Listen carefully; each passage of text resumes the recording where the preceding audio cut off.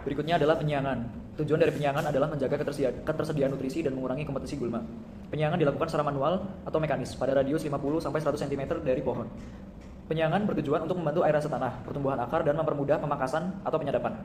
Penyiangan dilakukan penyiangan dilakukan 2-4 kali dalam 1 minggu untuk bibit muda. Kemudian untuk tanaman dewasa dilakukan 2-3 kali dalam 1 tahun.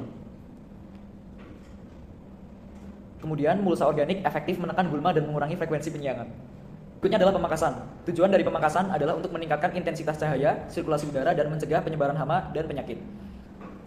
Pemangkasan dilakukan kepada bibit muda dengan tujuan untuk membentuk kanopi dan membuang daun yang tidak diperlukan. Berikutnya, pemangkasan dilakukan kepada tanaman produktif, bertujuan untuk membuka akses ke tandan bunga dan jalur penyadapan. Pemangkasan dilakukan tanpa mengurangi kapasitas fotosintesis pohon secara signifikan. Poin berikutnya adalah panen dan pasca panen. Kegiatan panen dan pasca panen merupakan tahap puncak dari budidaya tanaman aren ini. Produk utama yang dihasilkan dari tanaman aren adalah gula aren yang dihasilkan dari nira melalui proses penyadapan. Teknik penyadapan nira aren ini menentukan kualitas nira dan mutu gula. Dan waktu penyadapan nira juga berpengaruh kepada kandungan yang ada di dalam nira. Nira yang diambil pada pagi hari memiliki pH dan sukrosa yang lebih rendah, sedangkan nira yang diambil pada sore hari memiliki kadar lebih tinggi karena penguapan di siang hari. Dan syarat nira berkualitas adalah nira yang mengandung pH 6-7,5 dan Brix lebih dari 17%. Berikutnya adalah potensi ekonomi komoditas sagu. Bisa dilihat teman-teman, berikut adalah pohon industri sagu. Yang pertama mulai dari batang, berikutnya buah, nira, daun, akar, dan serabut yang masing-masing bisa menghasilkan produk turunan. Berikutnya adalah analisis nilai tambah pada tanaman aren. Tanaman aren memiliki nilai ekonomi tinggi karena hampir seluruh bagiannya dapat diolah menjadi produk bernilai. Nira menjadi komponen utama yang diubah menjadi gula aren, gula semut, sirup, dan cuka, serta dimanfaatkan untuk minuman fermentasi dan bahan baku bioetanol. Keberagaman produk turunan ini menunjukkan fleksibilitas aren dan kontribusinya yang besar terhadap industri pangan dan energi ramah lingkungan, khususnya di Indonesia. Berikutnya memasuki bab 5, yaitu tentang diskusi dan sintesis. Yang pertama adalah sintesis temuan kunci. Berdasarkan hasil analisis yang telah dibahas, menyatakan bahwa tanaman aren atau Arenga pinnata merupakan tanaman serbaguna yang memiliki nilai ekologis, sosial, dan ekonomi yang tinggi. Melalui pemahaman terhadap aspek botani, syarat tumbuh, teknik budidaya, dan pengolahan produk, bisa diartikan bahwa keberhasilan budidaya tanaman aren ditentukan oleh pengetahuan mengenai karakteristik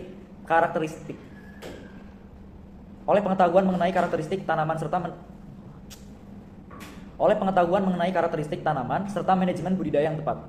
Dari aspek botani, aren memiliki struktur morfologi yang khas, yaitu batang berserat, daun majemuk menyirip, hingga akar berjeniskan serabut padat yang memudahkan tanaman aren untuk beradaptasi pada lingkungan tropis dengan curah hujan yang cukup tinggi. Pada bagian budidaya, seluruh tahapan yang ada pada tanaman aren mulai dari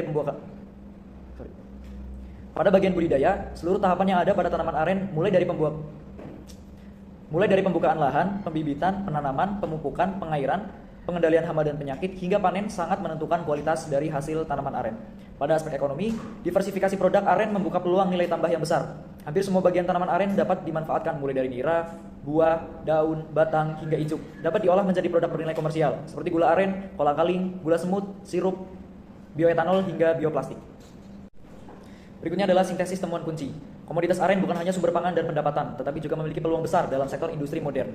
Dengan pengelolaan budidaya yang lebih efisien, riset lanjutan, serta adanya inovasi pasca panen, tanaman aren berpotensi menjadi salah satu komoditas unggulan yang mendukung ketahanan pangan, ekonomi lokal, dan keberlanjutan lingkungan.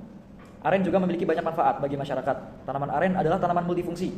Aren dapat memberikan manfaat ekonomi bagi masyarakat dengan memanfaatkan daun, batang, buah, dan niranya. Dikutip dari Tahnur, Sribanti, dan Padilla 2020. Bahan baku pohon aren menghasilkan berbagai produk yang dijual setiap hari, dan permintaan untuk produk ini meningkat untuk kebutuhan dalam negeri dan kebutuhan ekspor. Semua bagian pohon aren berguna dan dapat digunakan untuk berbagai tujuan, mulai dari bagian fisiknya, meliputi ijuk, batang, akar, dan daun, hingga hasil produksinya, meliputi nira, pati, tepung, dan buah. Tanaman aren sering digunakan sebagai penghasil nira untuk dibuat menjadi minuman tuak manis. Bahan baku gula merah dan buah muda dari bunga betina dapat digunakan untuk membuat kolang-kaling dan tepung aren. Selain itu, tanaman aren Berikutnya adalah keterbatasan penelitian. Dari literatur yang telah dicermati, ada beberapa keterbatasan yang ditemukan. Salah satunya adalah adanya ketidaksamaan hasil dari penelitian. Di antaranya adalah pembahasan mengenai pembuatan jarak lubang tanam, pemberian pupuk, dan frekuensi penyiraman. Ada perbedaan hasil penelitian yang memunculkan ketidakpastian. Berikutnya adalah pendekatan mengenai penggunaan pupuk pestisida. Pestisida. Berikutnya adalah pendekatan mengenai penggunaan pestisida hayati dan kimia, juga menjadi salah satu keterbatasan yang ada pada literatur yang telah dicermati.